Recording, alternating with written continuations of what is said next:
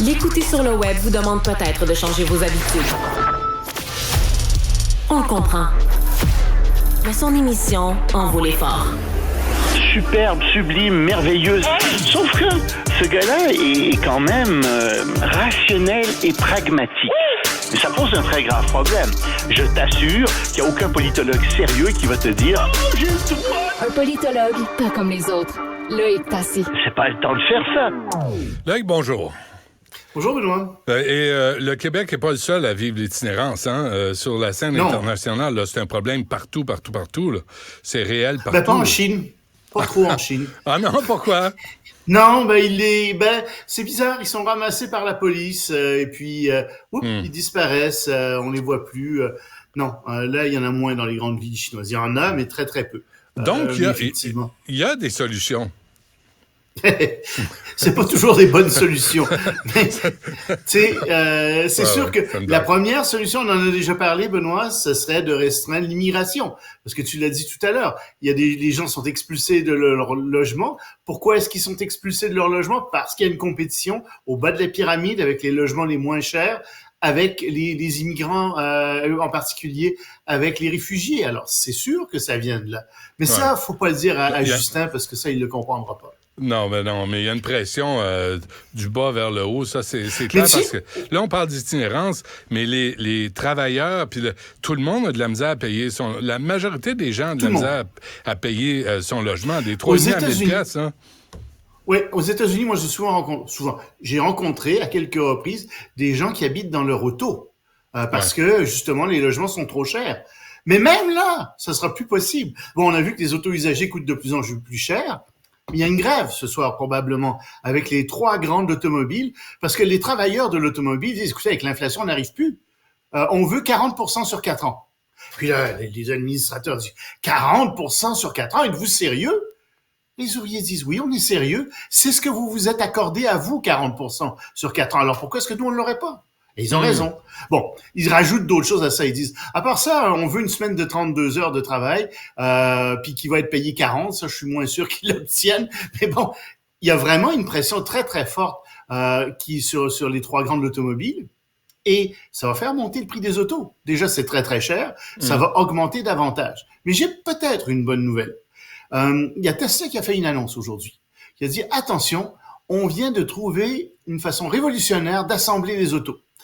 Dans une auto Tesla, il faut faire à peu près 400 manœuvres d'assemblage avec les lignes, etc. On vient de trouver une façon de réduire ça considérablement. Ce qu'on va faire, c'est qu'on va mouler les autos et on ne sait pas combien de blocs, là, 3, 4, 10 blocs, mais il n'y en aura pas 400. On va faire du moulage, puis on va tout coller, raccorder ensemble et ça va faire diminuer le prix considérablement des voitures. Et les autres entreprises, les autres constructeurs automobiles regardent ça avec une certaine inquiétude parce qu'ils sont pas là, eux. Et c'est clair que ça va énormément faire baisser le prix des Tesla si ça arrive. Et les autos chinoises aussi, parce que Tesla est en Chine, puis que, comme par hasard, cette technologie-là va se retrouver très rapidement sur les chaînes de montage des autos chinoises. Oui. Et ça, c'est une révolution, là. Ça va être une révolution. Et là, les grands fabricants vont prendre du retard parce que leurs usines sont pas... Mais c'est pas nécessairement bon non plus pour la lutte contre les émissions de CO2 et puis les embouteillages, etc.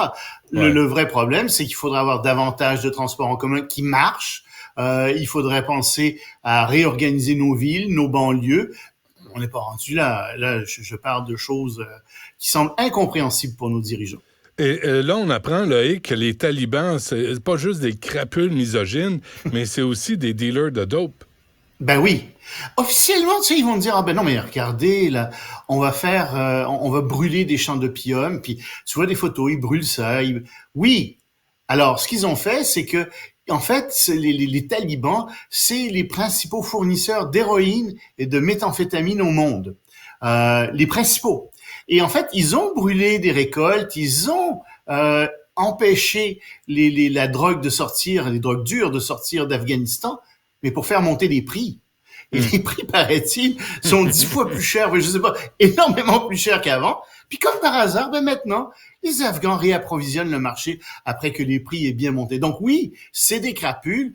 Ce sont des gens qui font très mal au reste du monde, parce que les drogues dures, je m'excuse, mais ça a rien de joyeux. Puis il faut les dénoncer constamment. Là, il n'y a pas de complaisance à avoir avec ça.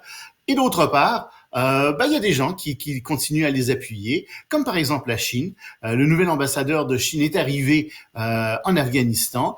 Ils ont déroulé le tapis rouge, ils l'ont reçu avec, je ne dirais pas avec fanfare, parce que la musique est interdite là-bas, mais avec les grands honneurs.